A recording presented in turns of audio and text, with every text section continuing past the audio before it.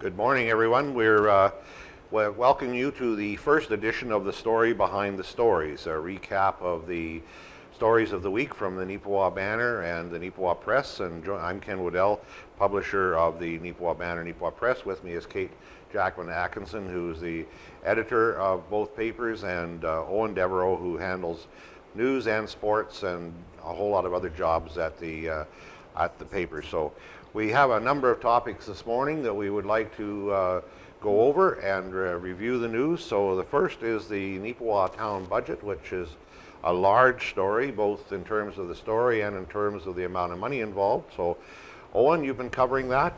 What are your thoughts on the Neepawa budget for the 2017 year? That's right, Ken. It's very interesting. Now, most people don't think that when it comes to crunching numbers, that it's... Hello and welcome. Welcome back to Modern Times and the Story Behind the Story, your weekly look at the pages of the Neepawa Banner Press. And welcome back from that trip back in time, because this is a special edition of the Story Behind the Stories. In essence, we are celebrating our 5th anniversary of the show being on right here on NAC TV. As you saw just there, a clip of the very first episode of the Story Behind the Stories. A lot has changed since then. Not Ken Waddell's hat. I believe he was wearing that actually in the back. Yep. Once again, Eoin Devereux here with you, and as you saw, Kira Paterson sitting in. Kira, what, you were about 7, 8 years old at the time when our show started? Yeah, sure. Yep. No, I'm pretty sure I was away at that point, living in Scotland, and I came back a year later, and people were like, guess what? We do a show on NAC TV now. I'm like, what? Yeah. What do those words mean?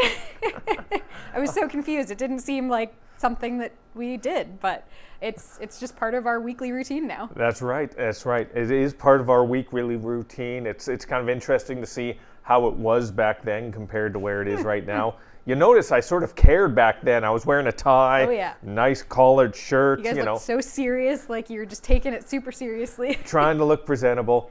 Back when I still cared. They got the same chairs, though. I noticed that.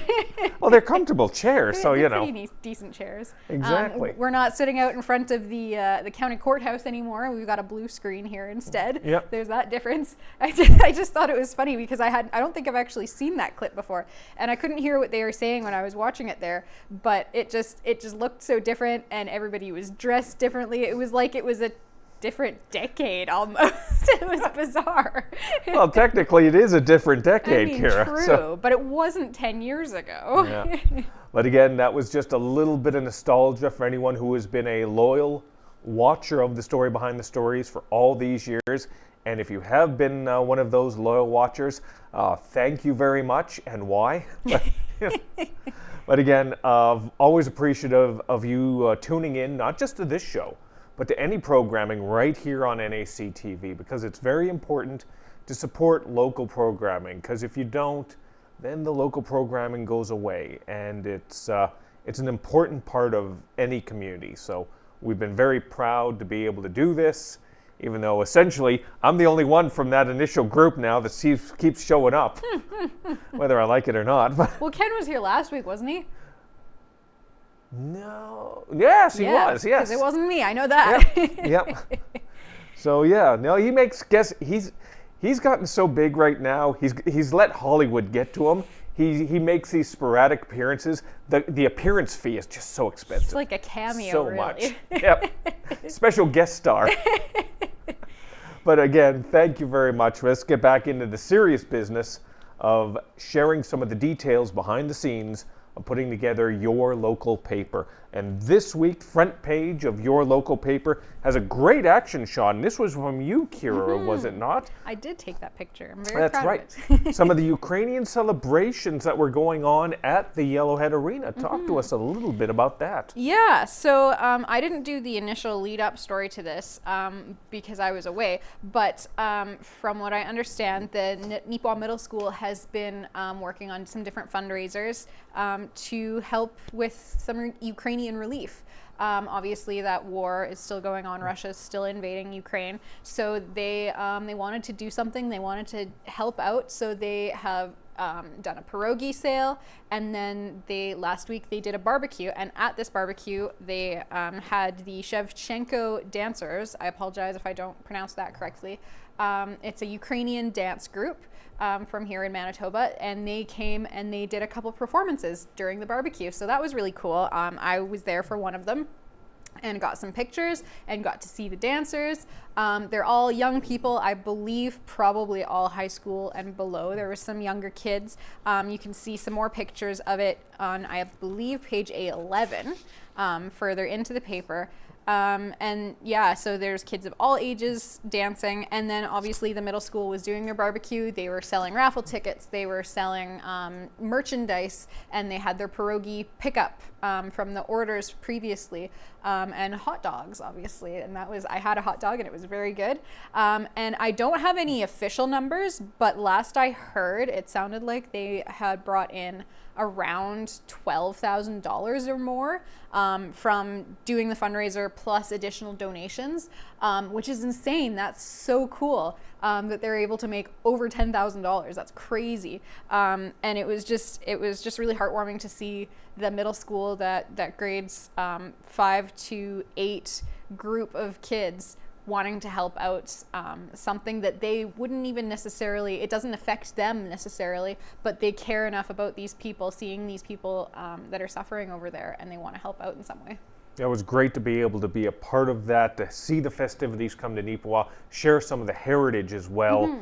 If you want to be able to experience that for yourself, don't forget to pick up a copy of the Neepawa Banner and Press.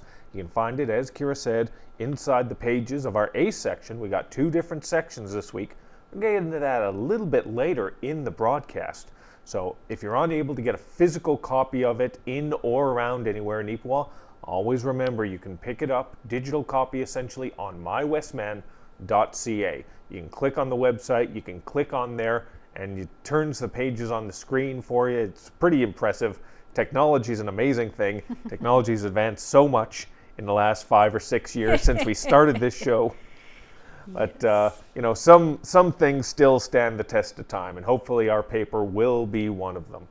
Let's shift attention to a serious topic that we have talked about in previous editions of the newspaper, the flooding situation in Minnedosa. They were dealing with a very stressful situation. It has subsided to a degree right now, and Kira, fortunately, you have a little bit of an update from some important representation out of that community. Yeah, so earlier this week I talked to Jim Doppler. He's the CAO, Chief Administrative Officer of Minnedosa, and he gave me a bit of an update on how things are going over there. Obviously, the river is still higher than normal. The lake is still higher than normal, and the flow rate in the river is still pretty high. So they are still under a flood watch, but the water is subsiding. It's going down, which is a good sign. It sounds like, for the most part, the worst of the damage has been done, and now they're just waiting on kind of the water to kind of level out and get back to a little bit of a normal before they can start taking down all their dikes and stopping the pumping and all that kind of thing. They're still keeping an eye on things. They're still maintaining their dikes and their sandbags and all that kind of thing to protect their community, essentially. As well, they haven't put the logs back in the dam yet, because if they do that, it'll raise the lake level too quickly, and it's already still a little bit over what the normal levels are. So they're optimistic, but they're cautiously optimistic. Obviously, they're looking out for some rain in the forecast. I have heard that it's potentially going to thunderstorm this weekend. I'm not positive on that. Last I checked, it was supposed to. But yeah, so they're keeping an eye on the forecast. They're keeping an eye on the river levels. Jim gave a great quote that I used in the headline. He said, "It's not the time to get complacent yet." And that basically sums up the story. People are sort of kind of relaxing a little bit, but they're still keeping an eye on things because it is still in danger of flooding more. That's right. The situation is still ongoing right now, and hopefully it will resolve itself in a positive manner. If you want to get those details, Kira touched on a few of those specific items, but there is more in the pages of the Banner and Press. You can find that on page A2 of our paper this week, along with a story I wrote. I actually did a little touch of work this week. Always good to be able to contribute a little bit. talking about some things happening a little closer to home, right here in Neepawa. If you live in Neepawa, you know that there was the boil water advisory that was in effect heading into the weekend, last weekend. Fortunately, we were able to get through it relatively quickly and get back to normal. And there was a very important reason that it was put into place. There were new connections, new setups that were being set up for the reservoir and for the water system in Neepawa that are going to have significant impact on our community for decades to come. They were expanding them. They were going to make the level of potable water, which is known as potable water, but it's also essentially drinking water. It's the fancy way of saying drinking water. Our access to drinking water is going to go from about 1 million liters at any given time to up to 4 million liters. And that's significant for a community like Neepawa that is developing and growing at such a rate that it is. We need to have the capacity to be able to get those new arrivals, those new businesses, get them the water they need in an efficient manner.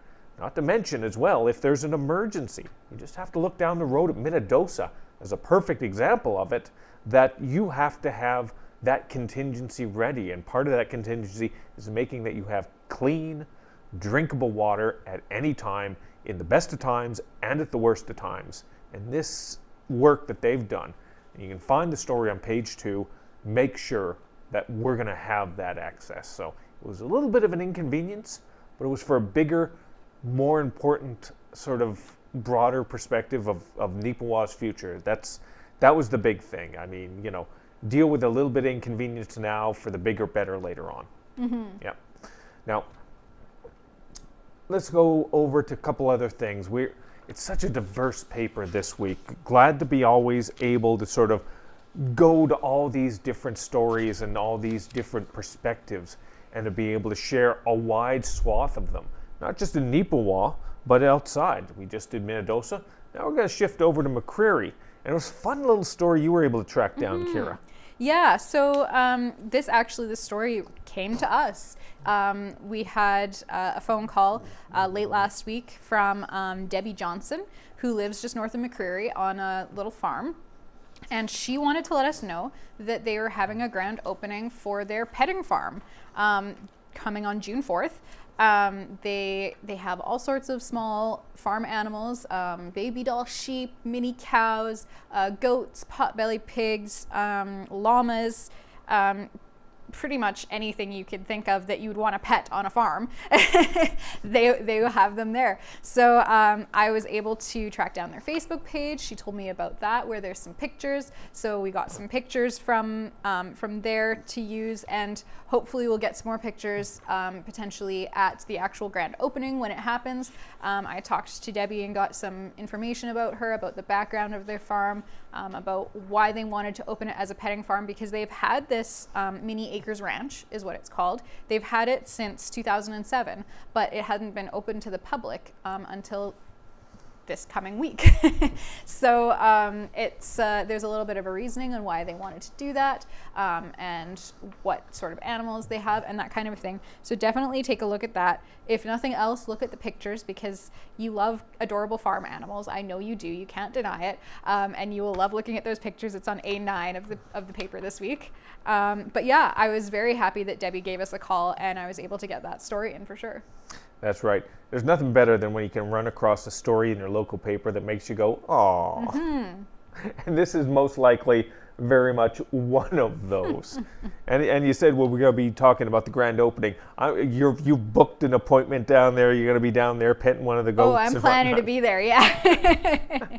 I'm going to be petting the calves. They have, it's obviously spring, so there's baby animals, so that's what I'm most excited about. Not every story is one where you're excited to go down, let's be honest. This is one of those ones where you're hyped on. Exactly. It's going to be a good one. Yes. All right. We're flying right through this, but the fortunate thing is we got so much to talk about in this week's edition of the paper. We're going to be talking now about a couple stories that were done by Casper, and very important for older adults right here. There was a recent seminar, an event held, Accepting Tools Help Older Adults Remain Independent. Now, what that means is there is an organization known as Victoria Lifeline. that was in Neepawa recently, met with a couple senior groups and community groups and whatnot, and sort of talked about the important aspects of independence and remaining independent as you age. Now, it took place at the Elks Manor and the Kinsman Courts recently. Representative Michelle Ferguson was one of them ones that was there. It was collaborated with her. And I'm going to mess this name up here. Vicky Rosenholt with Victoria Lifeline. I think that's it. They were out from Winnipeg, so they were able to walk through the process. Again, this is one of those things that I don't have to worry about right now, but quite honestly, I probably have to worry about it a lot sooner than I'd like to admit. Maybe like 2 or 3 years down the road, right? 6 years from now, when we're celebrating our 12th anniversary right here on the story behind the story. So, but yeah, it's nice that a smaller community like Neepawa is able to get facilitations like this to be able to come out from Winnipeg and to sort of do these types of events. Yeah, well, and one of the cool things that I learned from that was that Victoria Lifeline, I believe it's a national company, but they're based out of Winnipeg. But they basically what they do is they have those little push button things for when you're in an emergency. You push that button, and that will call 911 and the emergency services for you. And so the sales that they get from that. In Neepawa, part of those proceeds will go back into Neepawa. I believe they go to the Hand Association, which helps the seniors in the community. And so that was really cool. Something I didn't know before was that part of the money from these sales actually goes back into senior programming within Neepawa. So if nothing else, that's a bit of an incentive to spend your money on that for the peace of mind and to help the community with their other senior programs. That's cool. That's very cool. Now, you can find that story in the A section of our paper. Right adjacent to it as well is a story Casper worked on in regards to the Youth Beef Roundup. It's been so long since I've been able to do an event, but they are going to be able to do one back here in Neepawa in 2022. And I think it's relatively anticipated. A lot of people involved with that have sort of been stuck in limbo for so long. Yeah, but I know like a lot of the 4-H groups or 4-H members, maybe not the groups themselves are involved, but members of them, they do get involved in that aspect because it is very similar to the programming they do. They haven't been able to do a lot of those live and in-person presenting of their cattle and their animals, so it'll be very exciting for them to be able to get back in the ring and do that kind of thing. That's right. The 15th annual year that this is going to be taking place. It's going to be happening near the end of July into early August. It's something that we've covered right here on the newspaper and in the story behind the stories in previous years. I do remember talking about it from time to time because it is a relatively large and significant sort of event for that type of genre. So it's going to be great to be able to cover it again. The last couple of years, they've only been able to do it via a virtual event. Let's be honest, virtual, it served its purpose. It was what it was, but it just doesn't hit the same. Not just for the beef roundup, obviously, but for other avenues. And as long as you're able to come together, converge together in a safe manner, because let's not kid ourselves. I mean, COVID, we're still dealing with the ramifications of it. I'm sure each and every one of us knows somebody who just had it or has it or, whatever. Fortunately, there are people that are still getting through it in a safe manner, but you got to be careful out there. So, and hopefully this event will be safe in that way, but also fun. Yeah. All right. Let's talk a little bit of sports. Whether you like it or not, Kara, we're going to talk about some sports. For goodness sake. Oh, come on. This is a good one here. NACI Tigers fast pitch team recently completed their regular season. Their Zone 7 championship took place. They were playing Carberry Cougars in the championship. And we got to give them kudos and congratulations because they ended up winning that game, winning the gold medal, winning the banner 8-2. So I didn't get much chance to cover many of the baseball or fast pitch games this year. Just was able to go out to 2 of the fast pitch games and none of the baseball games. The baseball team didn't do quite as well as the fast pitch team did this year, but it was great to be able to be out there. There's something a little different, Kira, about being able to be out in the sun again and to sort of see a collection of people together enjoying something, whether it was the roundup, for example, whether it was baseball, whether it was fast pitch, whether it was anything whatsoever. It hits differently. Yeah, for sure. So were you out there with your spits while you were taking your pictures like the No. classic No. baseball watchers? No, I was not doing that. But there were people out there that did have their sunflower seeds, their spits. They had the whole 9 yards going, because that's one of those traditions. Oh, yes. And once again, it was great to be able to sort of see those young people representing Neepawa in such a way, and just they knocked it out, figuratively knocked it out the park. There were no home runs while I was there, but there were a couple doubles, a few triples, so Nice. they knocked it in the park effectively. They did what they were supposed to do. Exactly. Congratulations to them winning the Zone 7 championship this year. There's other sporting events that we didn't have on our schedule since we got a little extra time to work with. I'll just quickly go through them. I mean, the golf courses, for example. We got a story about the golf courses in Neepawa and Minnedosa finally opening for the season. They're both only able to open 9 as opposed to the full 18, but it's still something. A lot of golfers I've talked with have really been chomping at the bit, looking forward to getting out there. With the combination of just the storms, let's be honest, the blizzards that rolled through, and the wet weather on the greens and throughout the entire course has made things difficult and has pushed things back. But they're finally able to get out there. It's a sport that a lot of people enjoy. I haven't played in forever, but I remember enjoying it. I don't know why. Oh wait, I remember why, because I didn't have a good job at the time, so it was expensive for me, But again, it's for a course like Neepawa, it's not all that expensive comparatively to city courses, and you still get a pretty darn good game out there. So great to see them out there once again and be able to play.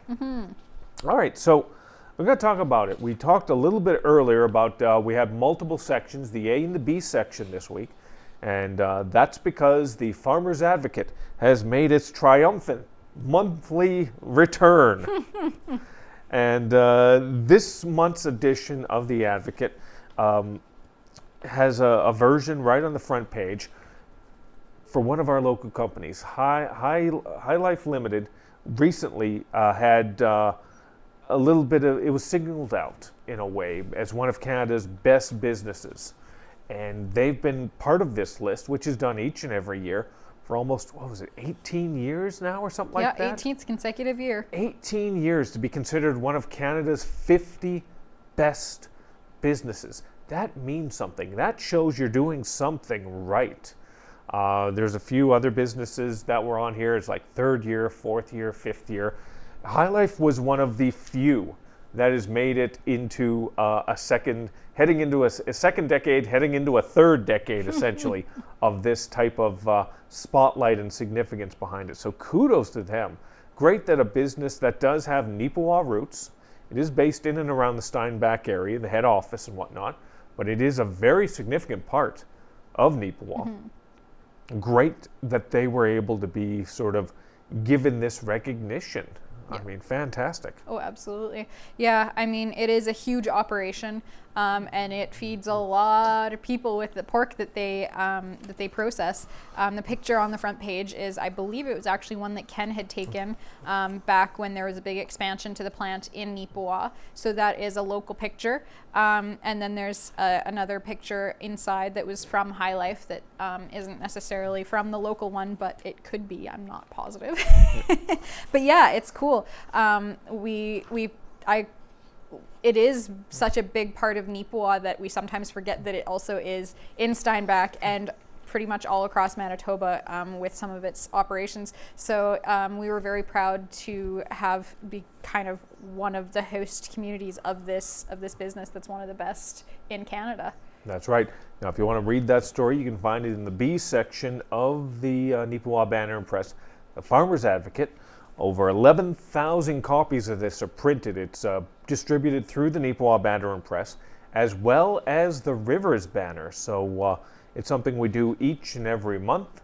It gives an update of some of the agricultural perspectives and agricultural issues that are going on. When we first started so many years ago, it was only 4 times a year we do it.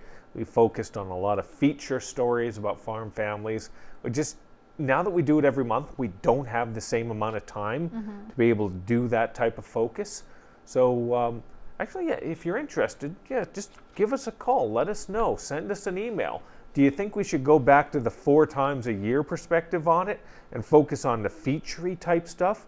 Or do you think we should keep it a month? Because, we do, maybe it's not, harder news doesn't feel like to say it right, but we do more sort of instantaneous news. A feature story is a longer thing that takes time to sort of do the research and all that.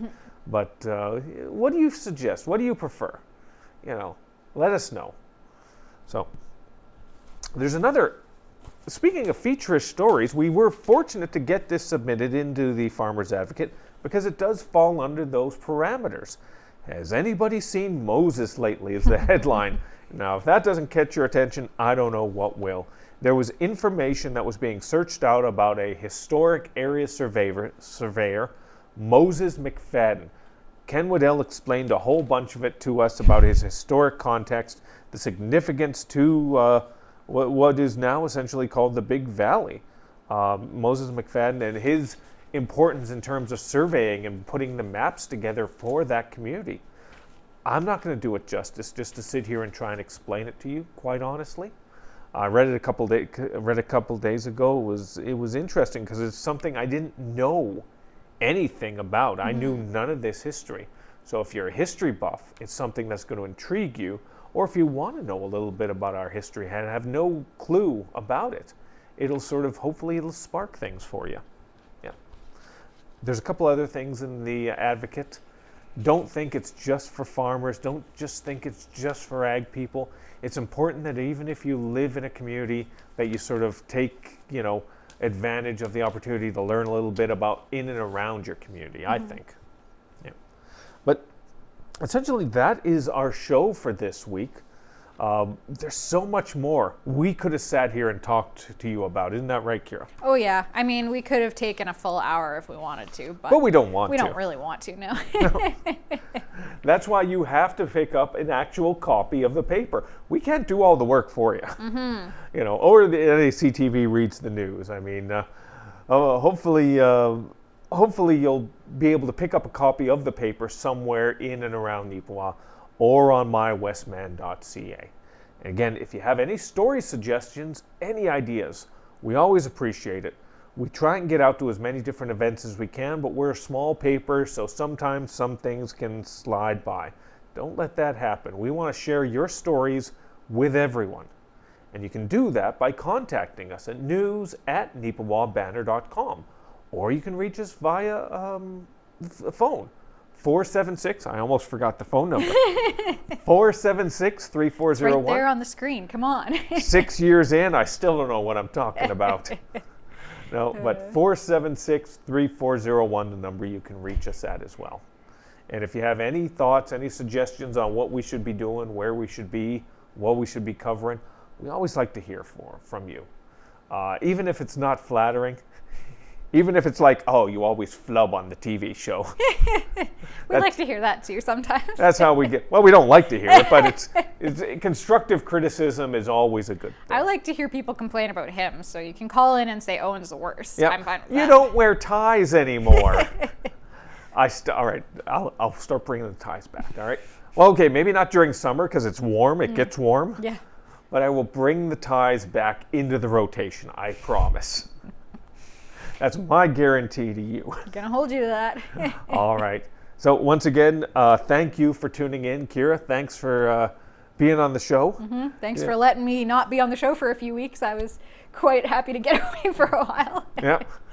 And again, thanks for sort of the last 6 years of taking your time and tuning in and staying with us right here on NACTV and the story behind the stories. Have a good week.